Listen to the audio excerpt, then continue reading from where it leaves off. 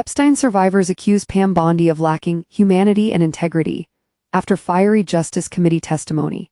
Ms. Bondi defended her department's handling of the files as she faced the ire of Democrat politicians and said staff had done their best under extreme pressure. Survivors of Jeffrey Epstein have accused the U.S. Attorney General of lacking empathy and humanity following her combative appearance in front of a Congress committee. Pam Bondi gave her first sworn testimony since the release of the Epstein files on Wednesday, which at times descended into a shouting match. Ms. Bondi is ultimately in charge of the files' release as head of the Department of Justice, DOJ. Critics claim some powerful figures are still being protected, as not all documents have been released, and many have been heavily redacted. Ms. Bondi defended the way the process had been handled, and said she was deeply sorry for what any victim has been through, especially as a result of that monster. However, she refused to take personal responsibility for initial failures to hide the names of some victims, and said staff had done their best under pressure. Ms. Bondi also refused to face a group of survivors in the room, accusing the Democrats of resorting to theatrics, and saying they were using the scandal to distract from U.S. President Donald Trump's successes. "You sit here and you attack the president, and I'm not going to have it. I am not going to put up with it," Ms. Bondi told the committee.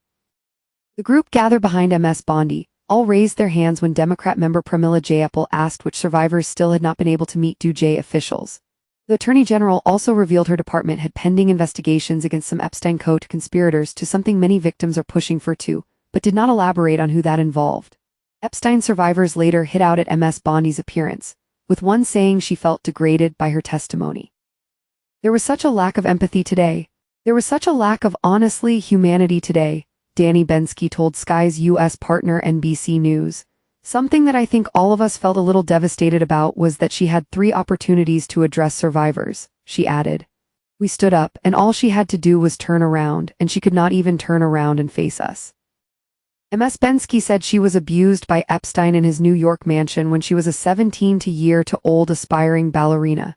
Teresa Helm, who said Epstein abused her when she was 22, also felt let down by Ms. Bondi. "There was no integrity in that room today, it seems like, when it came to Epstein and Ghislaine Maxwell," she said. Charlene Rochard, who met Epstein as a teenage model, told NBC she felt really degraded, and Ms. Bondi was not taking at all any accountability regarding survivors. Read more. How Epstein made his money. What do the Epstein files say about Andrew? Chomsky's wife apologizes. Meanwhile, the wife of renowned U.S. intellectual and activist Noam Chomsky has apologized over serious errors of judgment in their association with Epstein. Valeria Chomsky said the couple had never witnessed any inappropriate behavior by the disgraced financier, who killed himself in 2019. "Noam and I recognize the gravity of Jeffrey Epstein's crimes and the profound suffering of his victims," Valeria Chomsky said in a statement. The friendship between Chomsky, 97, and Epstein had been known about, but the latest files appear to reveal deeper ties than previously thought. "When we were introduced to Epstein, he presented himself as a philanthropist supporting science and a financial expert," said Mrs. Chomsky.